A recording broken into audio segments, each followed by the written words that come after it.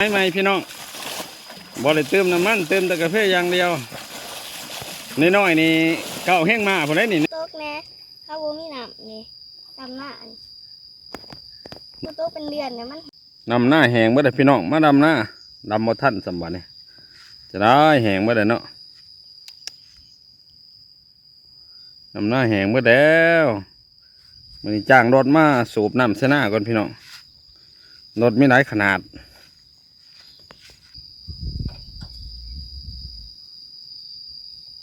ความแห้งได้พี่น้องเอ้ยน้ำบ่มีเอาจักสูบน้ำเฮาเริ่มลงมือจักตัวนี้นำน้องพี่น้องยังจะได้น้องนี่ให้หน้านี่บกแห้งวะล่ะจักสูบน้ำเฮารู้อยู่บ้านนี่นี่บ่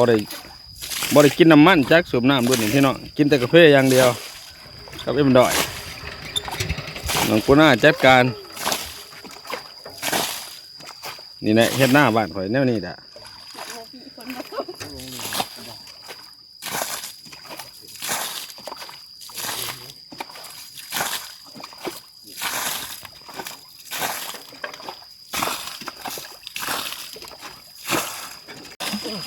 นี่จักสูบน้ำสมัยใหม่พี่น้อง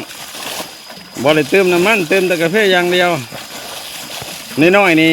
เก่าแห้งมาพอได้นี่น้อยๆนี่เบิ้งไว้หนากันว่าเบิ้งให้ FC เบิ้งหันเก่าแห้งมาหันโอ้น้ำหน้าขาดพี่น้องบ่มีพอดีนี่เจ็ดแห้งมานี่ลงปูน่านเก่าแห้งมาพุ่นส่วนสุดท้ายหัน11แห้งมารวมกันเป็นชาวปลายเลยพี่น้องเลยว่าหาแต่ซื้อน้ำมันเนาะจักสูบน้ำรุ่นนี้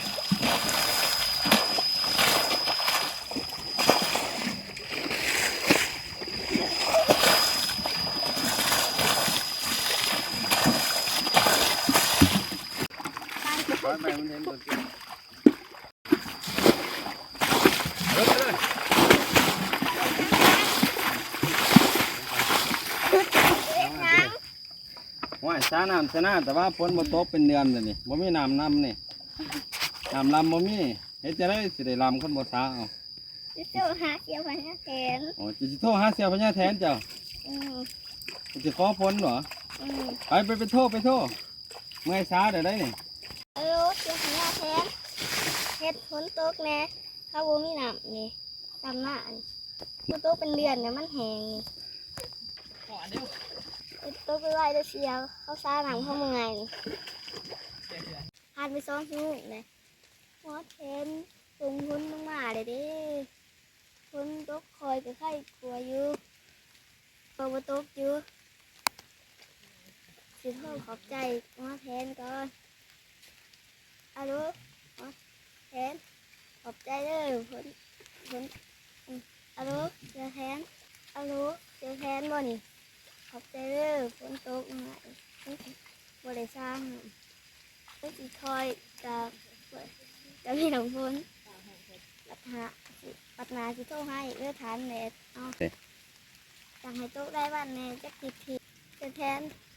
ให้ฝนตกที่หามือเนอร์ต้นลำหน้าเลยเอาคุณ